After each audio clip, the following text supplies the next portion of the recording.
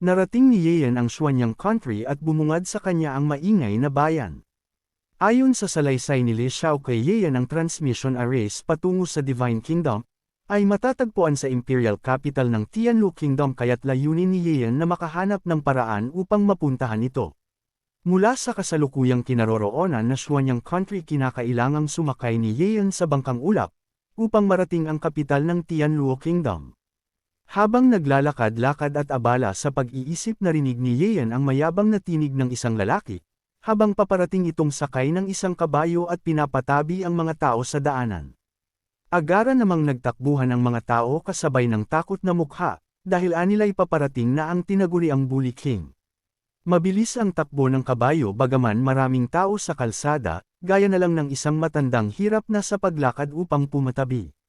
Bagaman nakita na ng mayabang na lalaki ang matanda wala itong planong pahintuan ng kabayo, kaya't napaupo na lang sa takot ang matandang malapit ng rag-asain ng malalakas na paa ng kabayo. Mula sa di kalayuan agad namang inihagis ni Yeyan ang isang pamaypay upang protektahan ang matanda, na ikinagulat naman ng mayabang na lalaki. Tinamaan nito ang kabayo at agad na nagwala kaya't parehong napasigaw na lang ang mayabang na lalaki at ang matanda. Kasabay ng pagtamba ng kabayo ang pagkamatay nito at ang pagtilapo naman ng mayabang na lalaki. Magalang na tanong ni Yeyan sa matanda kung ayos lang ba ito matapos tulungang makatayo, agad din namang nagpasalamat ang matanda sa pagkakaligtas ni Yeyan sa kanya. Mabilis na bumangon mula sa pagkakatilapon ang mayabang na si Wei Yunfeng, na sarkastikong nagpakilala bilang ang ikalawang Young Master ng Wei family. Galit na tanong pa nito kung naghahanap ba ng kamatayan si Yeyan, matapos siyang masaktan at mapatay ang kanyang kabayo. Walang emosyong sagot naman ng ating bida na walang nagsabi kay Yunfeng na sumakay at magpatakbo ng matuli ng kabayo sa gitna ng kalsada. Sarkastiko pa niyang tanong kung ito lang ba ang may karapatang manakit ng tao at kung wala ba siyang karapatang tumulong. Nag-apoy naman sa galit ang spoiled na si Yunfeng sa kasinabing kahit na makapatay siya ay walang sino man ang mangangialam. Saad pa niya na walang karapatan si Yeyan na mang-aral sa kanya dahil indikasyon ito ng paghahanap ng kamatayan, pagbabante pa niyang hindi na makakaalis pa ng buhay sa Xuanyang country ang ating bida. Agad namang naawa at nag-alala ang mga taong nakapaligid kay Yeyan, dahil batid nilang ang Wei family ang pinakamayamang pamilya sa buong Xuanyang country, kaya't anila'y paniguradong papahirapan sa araw ang baging Solta. Sa kabilang banda ina-assist naman ng magandang babae ang unang Young Master ng Wei family, at pinapakita sa kanya ang kara-rating lang na mga gamit mula sa Treasure Pavilion. Saad naman ng nakaupong si Wei Yunlong na ang nais lang niya ay ang Green Dragon Sword, kaya't ipinag-utos na ibalot ito ay ihatid sa mansyon ng kanyang kapatid. Natutuwang saad naman ng babae na talagang mahal ni Young Master Wei ang kanyang kapatid, saad pa niyang nakakaiinggit magkaroon ng kasing bait niyang kuya. Kasabay nito tanong ng babae kung nais din ba nitong ibigay sa kanyang kapatid, ang isang soft armor para sa proteksyon saka ipinakita ang isang sisidlan. Sagot naman ni Yunlong na hindi na ito kailangan dahil marami ng pamprotektang items ang kanyang kapatid, at kasalukuyang kakatapos lang mag-breakthrough ang cultivation realm, bukod dito dagdag pa niya na walang kaaway ng kanyang kapatid kaya't hindi na kailangan ng protective armor. Natigilan naman sa pagsasalita si Yunlong nang biglaang maglaho sa kanyang kamay ang hawak na jade, tanda na namatay ang kabayong pagmamay-ari at sinasakyan ng kanyang kapatid. Nang mapansin ito ng babae agad niyang tanong kung ano ang problema ng kanilang Young Master. Agad namang nagpaalam si Yunlong sa babae sa kasinabing may kailangan muna siyang ayusin, dahil maaaring nasa gitna ng gulo ang kanyang kapatid. Mula sa gilid ng babaeng shopkeeper saad ng isa pang babae na tag-alang napakabuting kapatid ni Yunlong, dahil naghahanap na naman ito ng panibagong maibibigay sa kanyang kapatid. Samantalang kakabigay lang niya ng Blazing Horse kay Yunfeng 2 araw pa lang ang nakakaraan. Sa kabilang banda ito ang unang pagkakataon na makita nilang ganoon kittens ang mukha ni Yunlong, kaya't napansin agad ng babae na mukhang seryoso ang nangyari, kasabay nun nagdesisyon siyang tingnan ang sitwasyon. Patakbong tinungo ni Yunlong ang kinaroroonan ng kanyang kapatid kasama ang 2 tauhan, pagpapakalma pa ng isa na huwag mag-alala si Yunlong dahil mahusay si Yunfeng sa martial arts, kaya't siguradong walang masamang nangyari dito. Ngunit nagulantang sila at nanlaki ang mga mata ng madatnan, ang nakasalampak sa sahig na si Yunfeng habang halata dito ang takot at mga galos sa katawan. Nang makita ng spoiled na lalaki ang kanyang kuya agad niya itong kinapitan sa paa at animoy batang nagsusumbong, itinuro pa nito si Yeon sa kasinabing binuli siya ng ating bida matapos nitong patayin ang kanyang blazing horse, at sirain ang protective armor na mula din kay Yunlong. Agad namang umakyat ang galit sa ulo ni Yunlong nang makita ang sinapit ng mahal niyang kapatid, kaya't nanggigigil na tanong kay Yeon kung siya ba ang nanakit sa kanyang kapatid, kasabay ang pagpapakita ng napakalakas na aura. Magka-cruise ang mga kamay at walang emosyon namang pang-iinsultong tanong ni Yeon, kung ano naman kung siya nga ang nanakit dito. Nagpakilala si Yunlong bilang disciple ng Tianshuan sect sa kasinabing dahil dayuhan si Yeon bibigyan niya ito ng pagkakataon. Kung babaliin nito ang isa niyang kamay at hihingi ng tawad sa kanyang kapatid ay hahayaan niya itong makaalis. Nagsimula naman ang bulungan sa paligid dahil ang Tianshuan sect na pinanggalingan ni Yunlong ay lubhang makapangyarihan, kaya't kilala ito sa buong Xuanyang country dahil hindi lang ang Imperial family ang makapangyarihan sa Imperial capital, kundi meron pang 3 sect at 4 na tribes at isa na rito ang Tianshuan sect. Sa ganung katayuan maaari na silang kilalanin at tawagin bilang minor royalty, kaya't sino mang gumalaw sa kanila ay magbubuwis ng kanilang buhay. Saad pa ng mga nakapaligid na ang pangliligtas na ginawa ni Yeon, ay lubhang nakasama para sa kanya. Nakangiting tanong ni Yeon kung si Yunlong ba ang kapatid ni Yunfeng, sa kasinabing mukhang katangian na ng Wei family ang pagiging arrogant. Saad pa ni Yeon na mainitan ang ulo ni Yunfeng at nakaugalian na nitong baliktarin ang katotohanan, kaya't kung hindi kayang disiplinahin ni Yunlong ang kanyang kapatid ay meron ibang tao na gagawa nito para sa kanya. Pagkasabi nito mabilis na sumulpot si Yeon sa likuran ni Yunlong na ikinagulat naman nito, sabay sabing tuturuan niya si Yunfeng upang maging isang mabuting tao. Inatake ng pusit na si Wei Yunlong ang ating bida ng kanyang kapangyarihan. Iniwasan lamang naman iyon ni Yeon habang sinasabi kay Wei Yunlong na mas malakas ito sa kapatid nitong talunan. At nararapat itong kanyang maging target para sa pagsesenay. Galit na tanong ni Wei Yunlong na anong pinagsasabi ng ating bida. Kaya naghanda siya ng malakas na kapangyarihan at nag-ipon ng enerhiya sa kanyang mga kamay. Matapang na hayag ni Wei Yunlong na kung sa kasong iyon ay may lakas pa ang ating bida para magyabang. Sa lakas ng kapangyarihan na pinakawalan ni Wei Yunlong ay nagkaroon ng malakas na hangin kaya ay nalalayan ng bantay si Wei Yunfeng na pusit. Galit na paalala ni Wei Yunlong sa ating bida na mag-iingat ito dahil gamit na niya ang pinakamalakas na martial arts ng kanyang Tianshuan sect. Inactivate ni Wei Yunlong ang Flaming Starburst. Pero kumilos ng sobrang bilis si Yeon patungo sa harap ng pusit sabay naghanda ng isang sipa. Laking pagtataka ni Wei Yunlong sa bilis ng pagkilos ng ating bida. Sinabi ni Yeon na maganda ang pose ni Wei Yunlong pero mabagal ito. Binigyan niya ito ng isang malakas na sipa directly sa dibdib nito. Sa lakas ng atake ng ating bida ay nabasag ang mga buto ni Wei Yunlong sa katawan, at wala nang nagawa kundi indahin ang sakit. Sa lakas ng atake ni Yeon ay sadsad na lupa ang kawawang Wei Yunlong, kaya nag-alala na ang pusit nitong kapatid at alalay nito. Pagbangon ng pusit na si Wei Yunlong ay napahawak ito sa kanyang dibdib at napasukan ng dugo. Sa isip-isip niya na siguradong ang cultivation ni Yeon ay higit pa sa 5th stage of martial sovereign realm. Sabay tanong sa ating bida na kung saang sect ito kabilang at kung sino ba talaga ito. Sagot ng ating bida na isa lang siyang hamak na cultivator na walang kinabibilangang sect.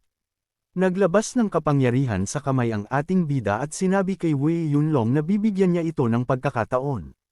Ibigay nito sa kanyang ang storage ring ni Wei Yunlong at puputulan niya ang isang braso nito at sa ganung paraan ay patatawarin niya ito.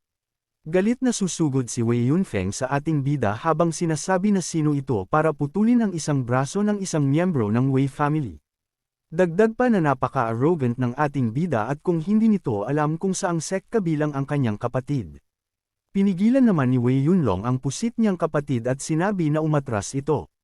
Malugod na inilabas ni Wei Yunlong ang kanyang storage ring at sinabi sa ating bida na siya ay kulang pa sa kakayahan. Hiling niya sa ating bida na patawarin nito ang kanyang kapatid. At siya si Wei Yunlong na payag na putulin ang kanyang isang braso.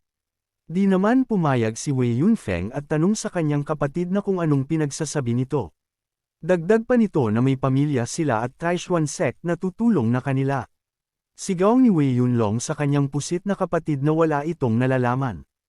Paliwanag ni Wei Yunlong sa kapatid na ang ating bida ay hindi mapapantayan ang lakas. Kahit na nasa peak na siya ng 9th stage of Transcendent Realm ay hindi pa rin niya makita ang mga pagkilos nito. Ni hindi man lang ito gumamit ng espada. Ibinigay na ni Wei Yunlong sa ating bida ang storage ring nito habang sinasabi sa kapatid na kahit gamitin pa nila ang buong puwersa ng kanilang Wei family ay walang sino man ang makakatalo dito. Dahil sa mga narinig ni Wei Yunfeng mula sa kanyang kapatid ay bigla itong naduwag at natakot sa ating bida. Mungkahi ni Wei Yunlong sa ating bida na gawin na nito ang pagputol sa isa niyang braso, at pag hindi pa ito nasiyahan ay putulin pa nito ang isa pa niyang braso basta wag lang nitong sasaktan ang kanyang kapatid. Bakas sa mukha ni Wei Yunfeng ang takot at pag-aalala sa kanyang kapatid. Dahil sa kasalanan niya kaya nadamay ang kanyang kuya.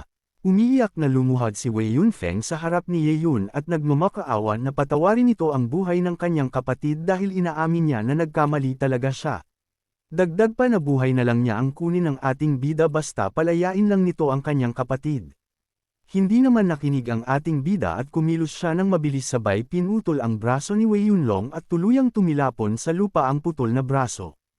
Alalang-alala na sinalo ni Wei Yunfeng ang kapatid niya na putol ang isang braso dahil sa kasalanan niya. Sinabi ni Ye Yun kay Wei Yunlong na dahil sa pumayag ito na ayelay ang sariling buhay para sa kapamilya ay pinapatawad na niya ito. At para naman kay Wei Yunfeng ay dapat magpasalamat ito sa mabuti nitong kapatid dahil nagawa nitong isakdipisyo ang sariling braso para lang iligtas ito. Dahil sa pagiging mabait ng kuya nito ay pinapatawad na niya ito. Pero kapag gumawa na naman ito ng kahangalan ay wala nang matitirang braso sa kuya nito. Inuntog ni Wei Yunfeng ang ulo sa lupa habang umiiyak na nagpapasalamat sa ating bida dahil sa kabaitan nito. At nangako na babaguhin na niya ang kanyang pag-uugali mula ngayon at hindi nagagawa ng kahangalan sa hinaharap. Umalis na palayo ang ating bida na naiwan ang dalawang magkapatid na kaawa-awa. Manghingi ng tawad si Wei Yunfeng sa kanyang kuya dahil kasalanan niya ang lahat. Sagot lang ni Wei Yunlong na maayos lamang siya. Sa isang banda ay may isang babae ang nakasilip sa bintana at pinanood ang mga nangyari.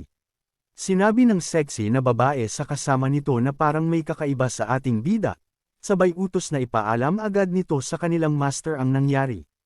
Makalipas ang ilang sandali ay nagtonggo si Ye Yun sa portal sa Imperial City. Sinabi ni Ye Yun na sa wakas nakarating na rin siya sa Imperial Capital ng Tianluo Empire. Maya-maya ay may isang matandang lalaki ang lumapit sa ating bida at nagtanong na kung tagalabas ba ito at kung unang bisis lang nitong pumunta sa kanilang lugar.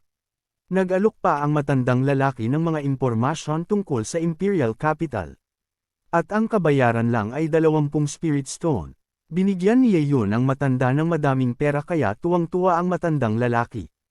Tanong ni Ye Yun na papunta siya ng 7 Divine Kingdom at kung paano siya makakapunta doon. Salaysay ng matanda na ang kanilang Tianluo Empire ay may 3 teleportation formation. Ang isa ay ordinaryong teleportation formation na maaaring maglakbay sa buong bansa. Magagamit ito sa pamamagitan ng pagbabayad ng Spirit Stone. Ang pangalawang teleportation formation ay para sa mga royal family at sa military. At ang pangatlo na teleportation formation ay patungo sa Divine Kingdom gaya ng hinahanap ng ating bida.